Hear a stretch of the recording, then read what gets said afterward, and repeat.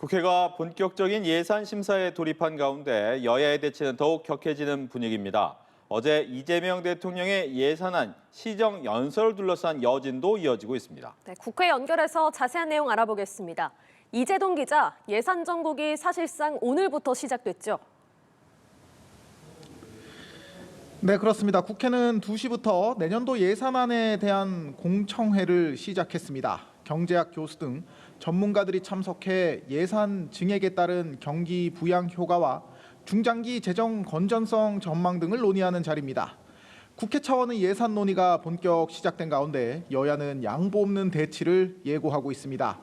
민주당 정청래 대표는 오전 지도부 회의에서 어제 이재명 대통령의 마지막 예산안 시정연설이 돼야 한다고 말한 국민의힘 장동혁 대표를 겨냥해 명백한 대선 불복 선언이라고 비판했습니다.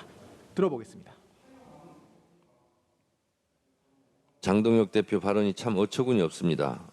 장동혁 대표야말로 국민의힘 당적으로 국회 본회의장에서 예산 시정 연설을 들을 마지막 기회를 놓친 것은 아닌지 한번 돌아보시기 바랍니다.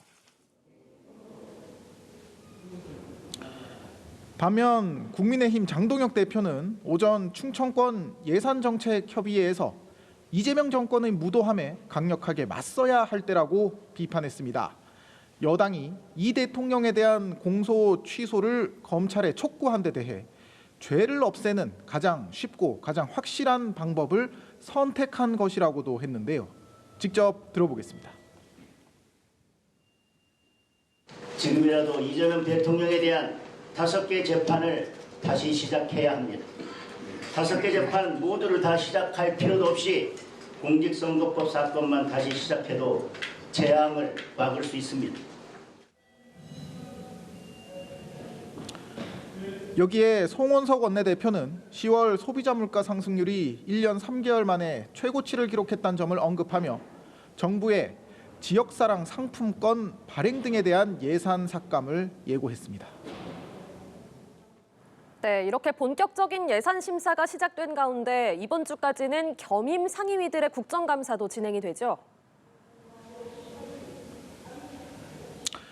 네, 운영위는 오늘 국가인권위와 국회 사무처 등을 상대로 국감을 진행 중인데요. 내일 대통령 비서실 국감을 앞두고 김현지 부속실장의 증인 채택 문제로 또다시 충돌했습니다.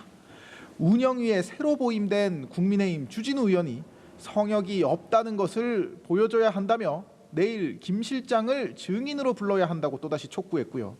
민주당 백승하 의원은 국민의힘이 스토커처럼 김 실장에게 집착한다며 비선 의혹 운운은 불순한 물타기라고 반박했습니다.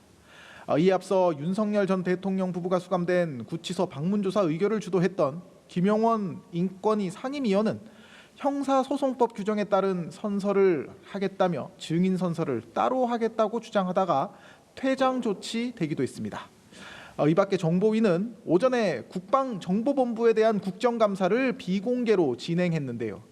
국감 뒤 브리핑에서 북한의 추가 핵실험 가능성과 관련해 김정은이 결심한다면 짧은 시간 안에 풍계리 3번 갱도를 이용한 핵실험도 가능한 상태라고 밝혔습니다. 이와 함께 국방정보본부는 북한이 개성공단 일부를 가동하고 있는 것으로 파악된다고 보고했는데요. 경공업과 생활 필수품에 해당하는 공장들이 가동되고 있는 것으로 파악된다고 설명했습니다. 지금까지 국회에서 전해드렸습니다.